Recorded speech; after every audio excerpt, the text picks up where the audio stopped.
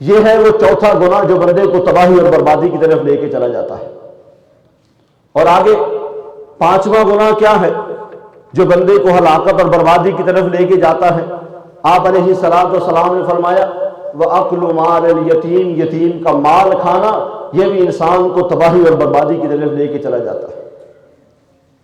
ہمارے معاشرے میں عام ہے، چھوٹے چھوٹے ابھی بچے ہوتے ہیں، بیٹی ہو یا بیٹا ہو، اس کے والدین دنیا سے چلے جاتے ہیں، پیچھے جو چاچا ہو یا تایا ہو یا ماما ہو یا جو بھی رشتے دار ہوتے ہیں ان بچوں کے مال کے اوپر قبضہ کر کے بیٹھ جاتے ہیں۔ بچوں کو دینے کے لیے مادہ تیار ہی نہیں ہے، جبکہ ان کو یہ نہیں پتا کہ یہ جو ہمارا کام ہے، یہ جو ہمارا فعل ہے اور یہ جو ہماری بری عادات ہیں، یہ جو ہمارا کبیرہ گناہ ہے، یہ ہمیں تباہی اور بربادی کی طرف لے کے چلا جائے گا۔ کسی یتیم کا مال کھانا کس قدر گناہ ہے، آئیے اللہ کا قرآن ہے، اللہ رب العزت فرماتے ہیں وَآتُوا الْيَتَامَىٰ أَمْوَالَهُمْ وَلَا تَتَبَدَّلُوا الْخَبِيثَ بِالطَّيِّبِ وَلَا تَأْكُلُوا أَمْوَالَهُمْ إِلَىٰ أَمْوَالِكُمْ إِنَّهُ كَانَ حُوبًا كَبِيرًا۔ اللہ رب العزت فرماتے ہیں کہ یتیموں کے مال کو اچھے طریقے سے واپس ان کو لٹا دو، اور ساتھ ہی فرمایا اور ان کی کسی اچھی چیز کے بدلے، ان کی کسی اچھی چیز کے بدلے اپنی گھٹیا چیز ان کو مت دو، اپنی کم تر جو بالکل ہماری نظروں میں حقیر چیز ہے وہ ان کو نہ دو۔ کیوں نہ دو؟ اللہ رب العزت فرماتے ہیں اپنے مالوں کے ساتھ ان کے مالوں کو بھی مت ملاؤ۔ کیوں نہ ملاؤ؟ اللہ رب العزت فرماتے ہیں یقیناً یہ بہت بڑا گناہ ہے۔ کس قدر گناہ ہے؟ آگے اللہ نے ایک اور مقام پر اس کی بھی وضاحت فرما دی۔ اللہ رب العزت فرماتے ہیں ان الذین یاکلون اموال الیتامی ظلما انما یاکلون فی بطونہم نارا وسیصلون سعیرا۔ اللہ رب العزت فرماتے ہیں جو بندہ کسی یتیم کا مال ناجائز طریقے سے کھاتا ہے، کسی یتیم کے مال کے اوپر قبضہ کر لیتا ہے اور اس یتیم کے مال سے وہ بڑی عیش و عشرت کی زندگی گزارتا ہے اور بڑے عمدہ قسم کے کھانے کھا رہا ہے، بڑے بہترین قسم کے لباس پہن رہا ہے، ایسے بندے کے متعلق اللہ رب العزت پتہ ہے کیا فرماتے ہیں؟ اللہ فرماتے ہیں انما یاکلون فی بطونہم نارا، وہ اپنے پیٹ کے اندر جو لے کے جا رہا ہے وہ عمدہ قسم کا کھانا نہیں بلکہ جہنم کی آگ اپنے پیٹ کے اندر بڑھ رہا ہے۔ اور ساتھ ہی اللہ رب العزت فرماتے ہیں وَسَيَصْلَوْنَ سَعِيرًا، اور اللہ نے اس کا ٹھکانہ آخر کار جہنم بنا دیا ہے، اور وہ ایسی جہنم ہے جو رہنے کے لحاظ سے بڑی بری اور بڑی بدترین جگہ ہے۔ اور رسول اللہ صلی اللہ علیہ وسلم نے جو کسی مسلمان کا ایک ذرہ سا بھی حق مار لیتا ہے، ذرہ سا بھی ناجائز طریقے سے اس کے مال کے اوپر قبضہ کر لیتا ہے، چاہے وہ ایک مسواک کے برابر بھی کیوں نہ ہو، ایسے بندے کے متعلق کیا فرمایا ہے رسول اللہ صلی اللہ علیہ وسلم؟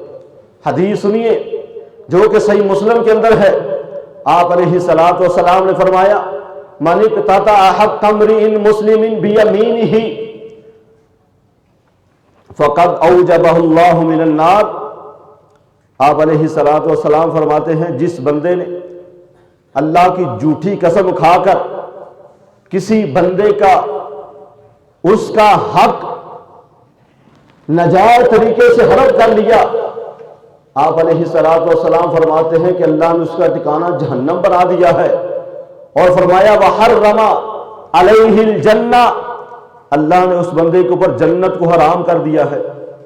ایک شخص آپ کے پاس بیٹھا ہوا تھا، آپ علیہ الصلوۃ والسلام سے کہنے لگا یا رسول صلی اللہ علیہ وسلم وَإِن كَانَ شَيْئًا يَسِيرًا، اے اللہ کے نبی صلی اللہ علیہ وسلم اگرچہ کوئی ہلکی سی چیز بھی کیوں نہ ہو، کیا اس کی وجہ سے بھی اللہ اس کو جہنم کا ایندھن بنا دے گا؟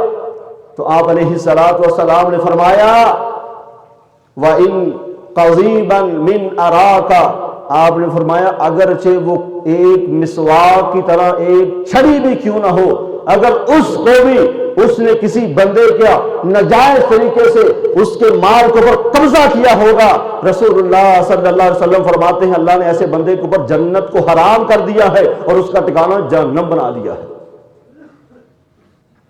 کتنا بڑا گناہ ہے، آج ہم اس کی پرواہ نہیں کرتے، جبکہ رسول اللہ صلی اللہ علیہ وسلم کی ایک اور حدیث میں آتا ہے، آپ علیہ السلام میں، اگر کسی بندے نے کسی مسلمان کا ایک بلشت حق مارا ہوگا دنیا کے اوپر، اور اس حق کو اس نے واپس نہیں لٹایا ہوگا، یا اس سے معافی نہیں مانگی ہوگی، یا اس سے معاف نہیں کروایا ہوگا، آپ علیہ السلام میں جب قیامت کا دن ہوگا نا، اللہ ساتوں زمینوں کو لپیٹ کر اس بدبخت کے سر کے اوپر رکھ دے گا، پوچھا جائے گا یہ کون ہے؟ اللہ رب العزت فرمائیں گے یہ وہ بدبخت ہے جس نے ایک بلش کسی مسلمان کا دنیا کے اوپر رہتے ہوئے حق مارا تھا۔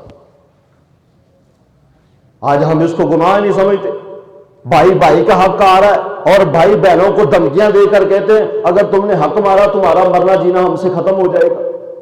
کس وجہ سے؟ صرف جائیداد کی وجہ سے۔ یتیموں کے مالوں کے اوپر قبضہ ہو رہا ہے، بہنوں کے مالوں کے اوپر قبضہ ہو رہا ہے، بیٹیوں کے مالوں کے اوپر قبضہ ہو رہا ہے، اور اپنے سکے ساتھ جنم دینے والے بہن بھائیوں کے مالوں کے اوپر قبضہ ہو رہا ہے، حتیٰ کہ ماں باپ کو گھر سے باہر نکال کر ماں باپ کی جگہ کے اوپر قبضہ کر کے اولاد بیٹھی ہوئی ہے اور ان کو کوئی اللہ سے ڈر اور خوف نہیں آتا۔ یہ 5واں گناہ ہے جو انسان کو تباہی اور بربادی کی طرف لے کے چلا جاتا ہے۔ اور چھٹا گناہ کون سا ہے جو انسان کو تباہی اور بربادی کی طرف لے کے جاتا ہے؟ وہ ہے میدان جنگ سے پیٹ پھیر کر بھاگنے والا۔ جو شخص میدان سجا ہوا ہے، مسلمان اور کافر آمنے سامنے ہے، اور پھر مسلمان ہونے کی حیثیت سے وہ اس مسلمانوں کے میدان کو چھوڑ کر فرار ہو جاتا ہے، وہاں سے نکل جاتا ہے، ایسا بندہ بھی اپنے آپ کو ہلاکت اور بربادی کی طرف لے کے چلا جاتا ہے۔ جیسا کہ اللہ رب العزت نے خود قرآن مجید کے اندر فرمایا، یا ایھا الذین آمنوا اذا لقیتم الذین کفروا زحفا فلا تولوہم الادبار۔ اللہ رب العزت فرماتے ہیں اے ایمان والو، جب تم کافروں کے بل مقابلے کے اوپر ہو اور ان کے ساتھ تمہاری جنگ بندی ہو رہی ہو، صف بندیاں ہو رہی ہو، اور وہاں سے پیٹ پھیر کر مت بھاگو۔ کیوں؟ کیونکہ اللہ رب العزت فرماتے ہیں میں تمہیں اس سے منع کرتا ہوں، اور جو بندہ وہاں سے پیٹ پھیر کر بھاگ جاتا ہے، وہاں سے وہ دوڑ جاتا ہے، ایسے بندے کے متعلق اللہ رب العزت کیا فرماتے ہیں؟ اللہ رب العزت فرماتے ہیں وَمَن يُوَلِّهِمْ يَوْمَئِذٍ دُبُرَهُ إِلَّا مُتَحَرِّفًا لِقِتَالٍ أَوْ مُتَحَيِّزًا إِلَى فِئَةٍ فَقَدْ بَاءَ بِغَضَبٍ مِّنَ اللَّهِ وَمَأْوَاهُ جَهَنَّمُ وَبِئْسَ الْمَصِيرُ۔ اللہ رب العزت فرماتے ہیں اور جو شخص اس موقع پر میدان جنگ کو چھوڑ کر بھاگ گیا، وہاں سے اس نے فراری کا راستہ اختیار کر لیا، ماں سوائے دو قسموں کے، دو وجوہات کی وجہ سے۔ پہلی وجہ، وہ بندہ وہاں سے اس لیے بھاگا، اس لیے اس نے میدان کو چھوڑا تاکہ وہ جو پیچھے مسلمان ہیں ان کے ساتھ مل کر دوبارہ حملہ کرے، پھر تو جائز ہے، یا پھر جو دوسرا لشکر پیچھے آ رہا ہے، جو اسلامی لشکر ہے، اس کے ساتھ مل کر زوردار حملے کا ارادہ ہو، پھر تو وہ وہاں سے بھاگ جاتا ہے۔ اگر اس کے سوا کوئی میدان جنگ کو چھوڑ کر بھاگتا ہے، اللہ رب العزت فرماتے ہیں فَقَدْ بَاءُوا بِغَضَبٍ مِّنَ اللَّهِ، اللہ فرماتے ہیں ایسے بندے کے اوپر میرا غضب ہے، میری لعنت ہے، میری پھٹکار ہے، اور ساتھ ہی فرمایا وَمَأْوَاهُ جَهَنَّمُ، میں نے اس کا ٹھکانہ جہنم بنا دیا ہے، وَبِئْسَ الْمَصِيرُ، جو رہنے کے لحاظ سے بڑی بری جگہ ہے۔ آج ہم نے میدان جہاد کو بھی چھوڑ دیا ہے۔ کیوں چھوڑ دیا؟ چند ٹکوں کی خاطر، چند ڈالروں کی خاطر۔ فلسطین کے اندر دیکھو کتنے مسلمان انہوں نے شہید کر دیے، کوئی بھی مسلمان ملک اس کی حمایت کے لیے وہاں پہ نہیں گیا۔ کیوں نہیں گیا؟ کیونکہ مسلمانوں کو یہ ڈر ہے جب ہم وہاں پہ چلے گئے فلسطین کی حمایت کے لیے، ان کو ڈر ہے جو وہاں سے ہمارا ڈالر آتا ہے، روپیہ پیسہ وہاں سے آ رہا ہے، وہ بند ہو جائے گا۔ یہ کیسے بدبخت لوگ ہیں ہمارے مسلمان، ہیں مسلمان لیکن جو جذبہ جہاد ہے اس سے ان کے ایمان خالی ہو چکے، کوئی کسی کی پرواہ نہیں ہے، جو مرتا ہے تو مرتا رہے۔ ہونا تو یہ چاہیے تھا کہ اخوت اس کو کہتے ہیں، چبھے کانٹا جو کابل میں تو ہندوستان کا ہر پیر و جوان بے تاب ہو جائے۔ آج وہ بے تابی ہم سے ختم ہو گئی ہے، اس لیے ہم خود ہی اپنے آپ کو تباہی اور بربادی کی طرف لے کے جا رہے ہیں۔ اور ساتواں گناہ جو انسان کو تباہی اور بربادی کی طرف لے کے جاتا ہے وہ کیا ہے؟ وہ ہے کسی پاک دامنہ اور بالکل اپنے جسم کو ہر قسم کی گندگی غلاظت سے اور ہر قسم کے زنا سے دور رکھنے والی عورت کے اوپر بغیر کسی وجہ کے یا اس نے گناہ نہیں کیا اس کے اوپر تہمت لگانا، یہ بھی انسان کو تباہی اور بربادی کی طرف لے کے چلا جاتا ہے۔ میرے پیارے بھائیوں، جب بھی کسی کے بارے میں آپ گواہی دو تو پہلے دیکھو کیا وہ اس گناہ کے اندر ملوث بھی ہے یا نہیں ہے۔ آج یہ بندہ بنا سوچے سمجھے الزام لگا دیتا ہے، تہمت لگا دیتا ہے، جی فلاں عورت ایسی ہے، فلاں عورت ہے، تجھے کیا پتا، تجھے غیب کا علم ہے؟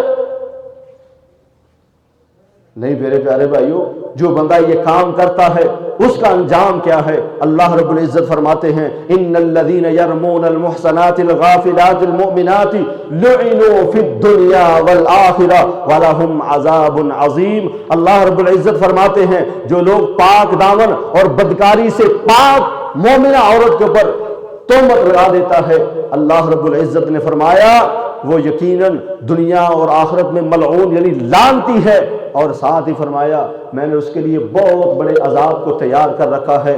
یہ وہ 7 چیزیں ہیں جو بندے کو تباہی اور بربادی کی طرف لے کے جاتی ہیں۔ پہلی چیز اللہ کی ذات کا شرک کرنا، اور دوسری چیز جادو کرنا یا کروانا، اور تیسری چیز کسی بندے کو ناجائز طریقے سے قتل کرنا، اور چوتھی چیز سود کھانا یا کھلوانا، اور پانچویں چیز یتیم کا مال کھانا، اور چھٹی چیز کسی میدان جنگ سے اپنے آپ کو وہاں سے فرار کرنا یعنی وہاں سے بھاگ جانا، اور ساتویں چیز پاک دامنہ مومنہ عورت کے اوپر تہمت لگانا۔